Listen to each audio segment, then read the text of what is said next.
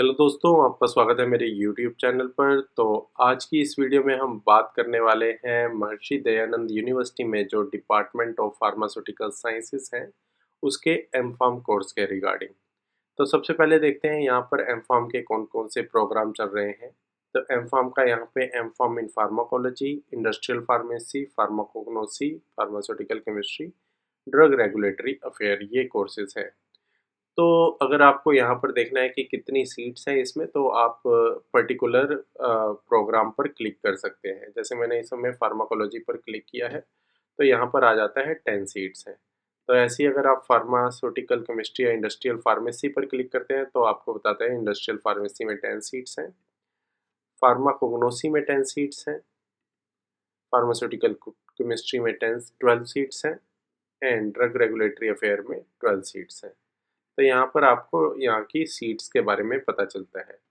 अब यहाँ पर क्वेश्चन आता है कि कितने जीपैट रैंक पर यहाँ पर एडमिशन होता है। तो मैंने कल एक पर्सन से बात करी जिन्होंने एमडीयू रोहतक से ही अपनी एमफार्म कंप्लीट की है। तो वो कहते हैं कि स्टार्टिंग के फेसेस में 600-800 जीपैट रैंक तक जाता है, लेकिन लेटर ऑन ये 2000 रैंक तक भी यहाँ पर एडमिशन हो जाता है। और कई बार ऐसे भी चांसेस होते हैं कि नॉन जीपैट स्टूडेंट का भी यहाँ पर एडमिशन हो जाता है, based on their B Pharm percentage उनकी मेरिट लिस्ट बनती है। तो यहाँ पर नॉन जीपैट स्टूडेंट के भी एडमिशन होने के चांसेस हैं।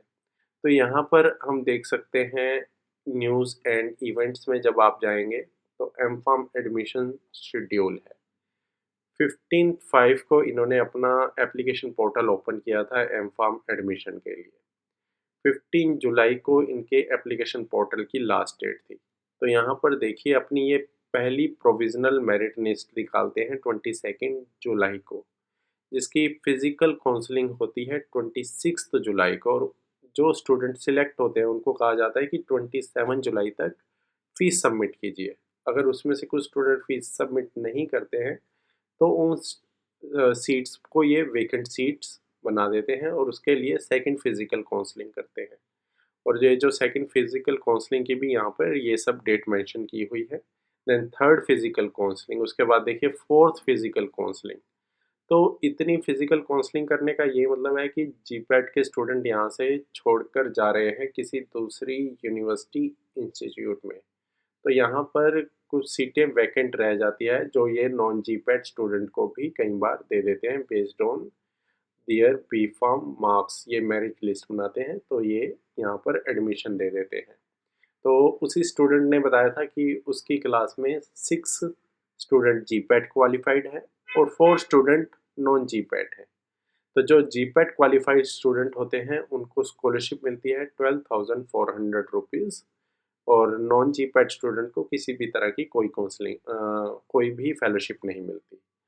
अब यहाँ पर क्वेश्चन आता है फीस कितनी है इस इंस्टीट्यूट की। इस इंस्टीट्यूट की फ़ीस बहुत कम है, जस्ट 30,000 रुपीज़ है इस इंस्टीट्यूट की फ़ीस। और यहाँ पर जो हॉस्टल फ़ीस है वो है 12,000 रुपीज़। ठीक है, तो फ़ीस बहुत कम है, हॉस्टल फ़ीस भी बहुत कम है क्योंकि ये एक गवर्नमेंट यूनिवर्सिटी है। अब आपके माइंड में क्वेश्चन आ रहा होगा कि यहाँ पर प्लेसमेंट कैसा जाता है। तो रिगार्डिंग प्लेसमेंट मैंने सेम स्टूडेंट से पूछा कि कैसा है प्लेसमेंट।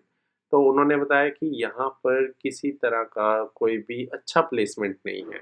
जो प्लेसमेंट होता है उसके लिए मार्केट रिप्रेजेंटेटिव एमआर की जॉब के लिए कंपनीज आती हैं, जो मतलब कोई भी स्टूडेंट ऑफ कोर्स मजबूरी में करता है। कोई भी रिसर्च ओरिएंटेड यहाँ पर इंडस्ट्री नहीं आती है फॉर प्लेसमेंट।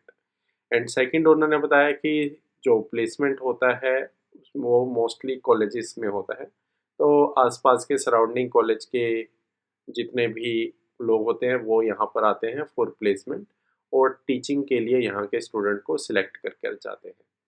तो बाकी मैंने पूछा अगर स्टूडेंट फर्दर ग्रो करना चाहे तो कैसे कर सकता है। तो उन्होंने बताया कि उनको पर्सनल लेवल पर फार्मा इंडस्ट्री में जॉब अप्लाई करनी पड़ती है, वहाँ पर 1-2 साल जॉब करता है, स्किल गेन करता है, तब वो किसी दूसरी जगह पीएचडी करने के लिए एलिजिबल हो जाता है, मतलब उसमें स्किल्स आ जाते हैं। तो यहाँ पर मेरे मन में डाउट उठा कि क्या वहाँ पे रिसर्च अच्छी नहीं होती। तो फिर मैंने रिगार्डिंग रिसर्च के क्वेश्चन पूछा कि रिसर्च कैसी होती है? तो उन्होंने कहा कि डिपेंड करता है आप किस सुपरवाइज़र के अंडर हैं। तो ये जैसा कि मैं अपनी पिछली वीडियो में भी बता चुका हूँ कि डिपेंड करता है कि आपका सुपरवाइज़र कौन है एम-फार्म में। इंस्टीट्यूट बहुत अच्छा हो सकता है, लेकिन अगर आपका सुपरवाइज़र अच्छा नहीं है तो आपकी जो एम-फार्म है वो वेस्ट है। तो उन्होंने कहा कि डिपेंड करता है कि आपका एम-फार्म सुपरवाइज़र कैसा है। अगर उसके लैब में केमिकल्स हैं, अच्छी फैसिलिटीज़ हैं, फंड्स हैं, तो आपकी ऑफ कोर्स रिसर्च भी अच्छी होती है।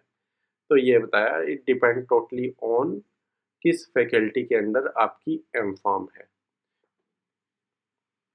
और मैंने फिर पूछा कि वहाँ पर लैब कंडीशन कैसी है? तो उन्होंने बताया जैसे आईआईटी, बीएचयू में हर फैकल्टी के पास अपनी लैब है और नाइपर में भी हर फैकल्टी के पास अपनी लैब है। ऐसा वहाँ पर नहीं है।